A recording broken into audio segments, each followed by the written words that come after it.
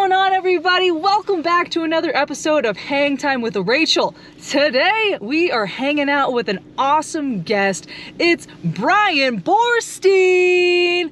He has been an athlete himself. He's competed in CrossFit and made it to the regionals 3 times. He's competed in men's physique, and he's an amazing coach. He started his own businesses. He's even owned his own gym. So let's go hang out with Bryan. We're gonna talk about his life. We're gonna talk about his businesses. We're gonna talk training, and we're gonna work out with him. So let's go hang out with Bryan.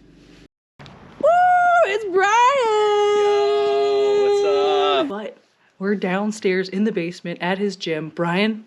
Yeah, welcome to the Dungeon Gym. This thing I built during quarantine. Started in March, right when everything hit, and here we are about a year later. And Give us the grand tour. Let's check out the totally. space. Come on in.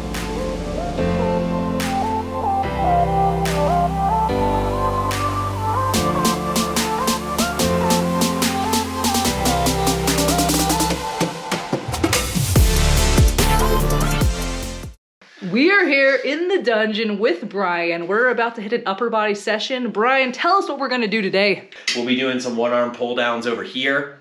We're gonna alternate that with sets of the dumbbell fly press hybrid, which is probably my favorite chest movement. So instead of coming out like wide like this, like a fly, or keeping it in tight like a press, we're gonna kind of come like a little bit hybrid right in the middle, and then chest adduction at the top as we go up. So those are the first 2 movements.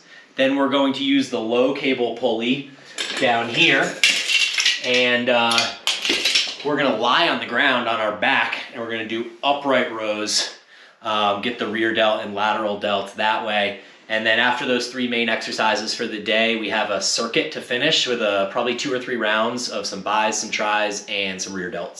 Sweet. Let's do it.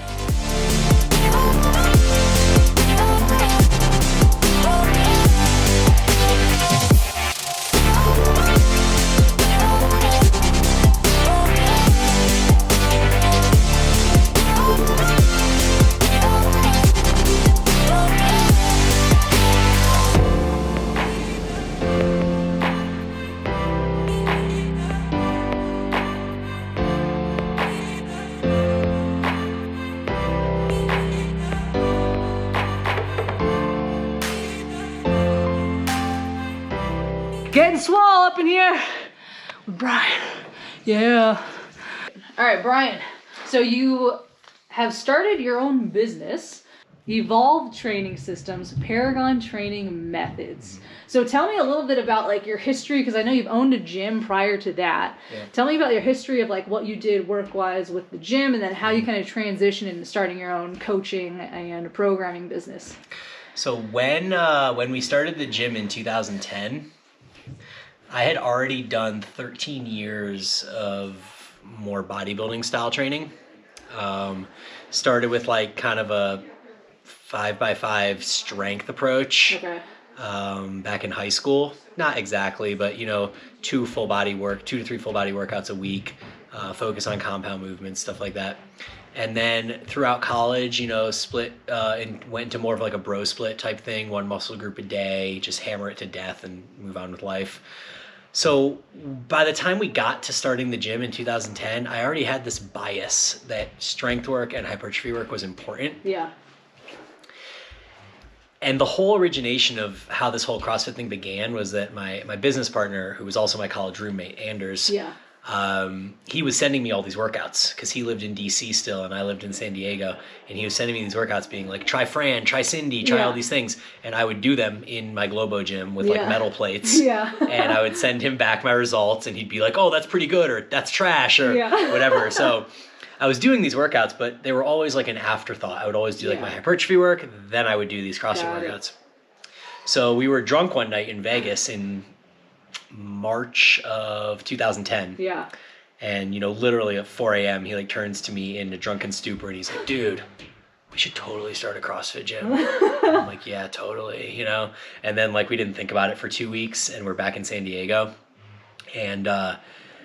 And he's like, remember when I mentioned the starting of the gym thing? And I'm like, oh yeah. He goes, let's go like just walk around town and like look at property and see what we can find. Yeah. So we ended up writing a business plan over the next 3 weeks. And we signed the lease and got some funding from mostly family. Yeah. And we started it up for, I want to say, $50,000. Okay. And we're left with $20,000 in the bank. So it was like either we make this work or we're screwed. You know, we both worked full-time jobs. Gotcha. But when we first started this gym, because of our bias of strength training prior, or at least my bias, we always incorporated a significant amount of like strength and hypertrophy work. And then the WOD would be more of like our conditioning portion. Gotcha. So I think that was different than a lot of the CrossFit gyms in the space at the time. Yeah. Because a lot of them were focusing a lot more on Metcons because that's what was like Cindy and Fran and Grace and like all these named workouts. Yeah. No one really knew that it was really important to be really strong at that time, which is now kind of like in CrossFit, you have to be good at everything, but strength is like a huge portion of that, right? So as we progressed through the first couple of years of owning the gym, we would go to regionals and we would always win every strength event. Like we'd either be first or second of like all of SoCal, from San Francisco down to San Diego, we would be like the strongest gym. Yeah. And people started to take notice. Gotcha.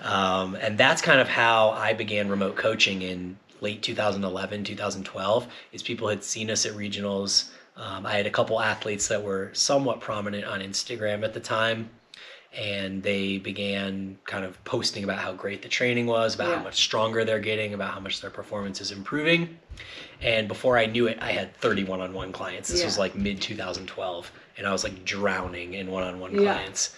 And the gym was doing really well too. We were at 300 members. Nice. We opened a second location. Oh, wow. So everything was going like really, really, really well.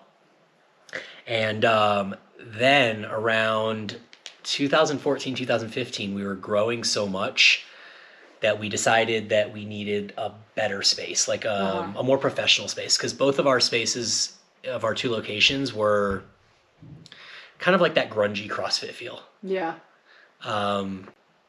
And that was great for like starting out in 2010, 11, 12. But as we were getting into like 2014, 15, a lot of CrossFit gyms were putting a lot of money into what they were doing. And they were becoming almost like these glamorous semi-globo gym type CrossFit facilities. So we wanted to level up and do that as well. Yeah. We also had a competitor move in down the street that was P360. It's a semi-large local brand in San Diego.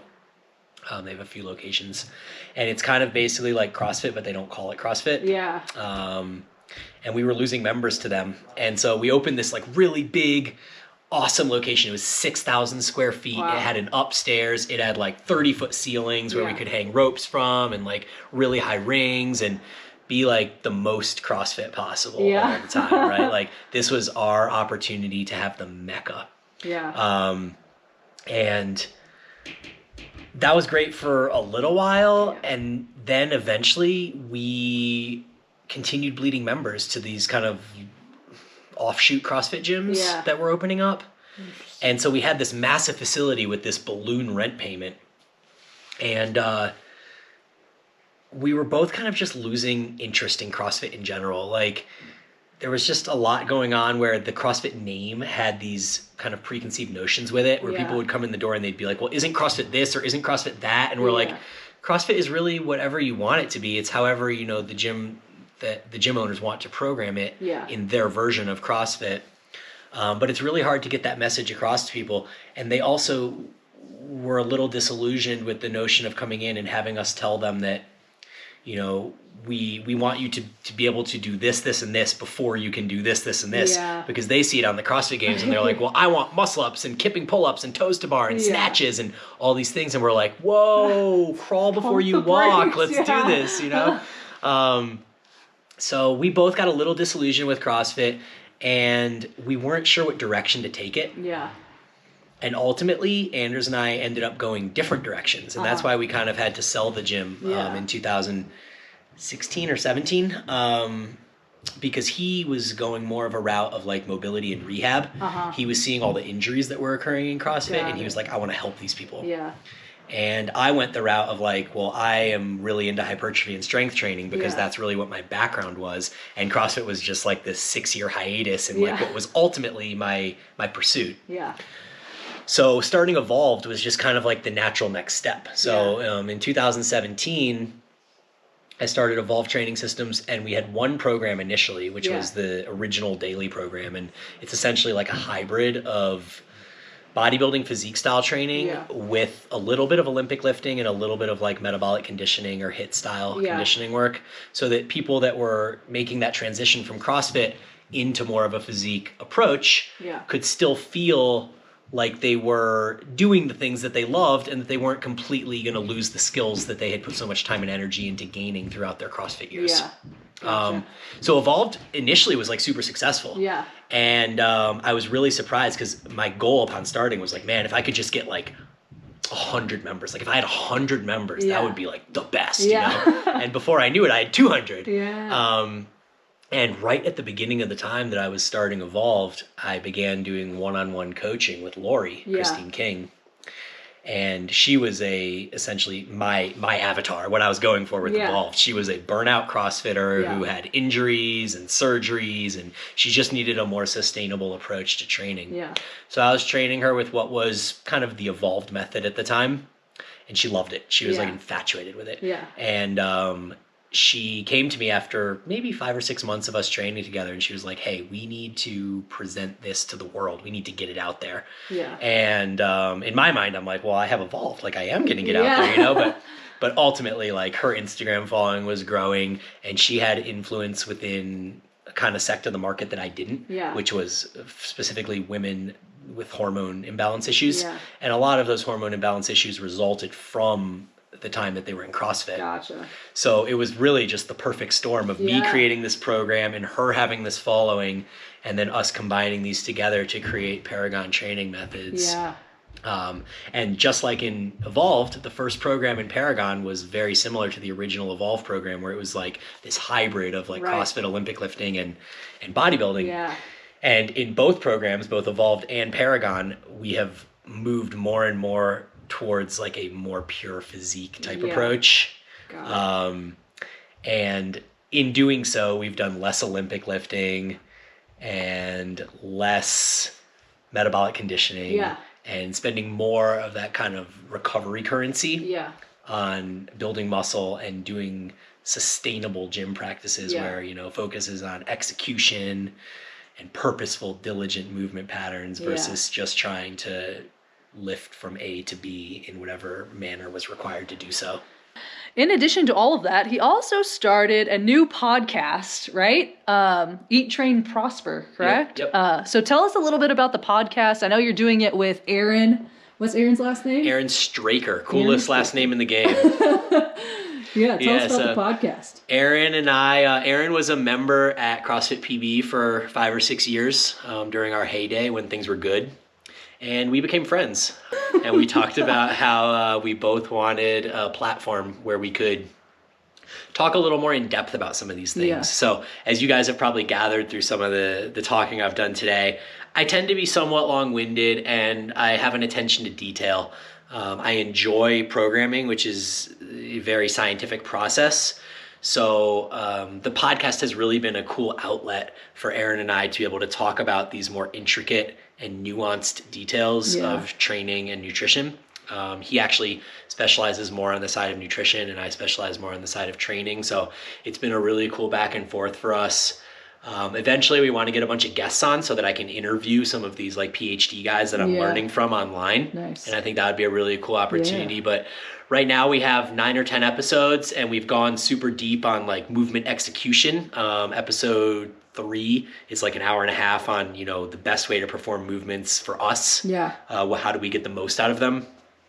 We have one on compound versus isolation movements, on training to failure, on rest periods. We have a couple Q&A sessions, but overall it's just been really cool. And even though it's like definitely extra work, Aaron handles all the editing and stuff. So I just have to show up and be smart.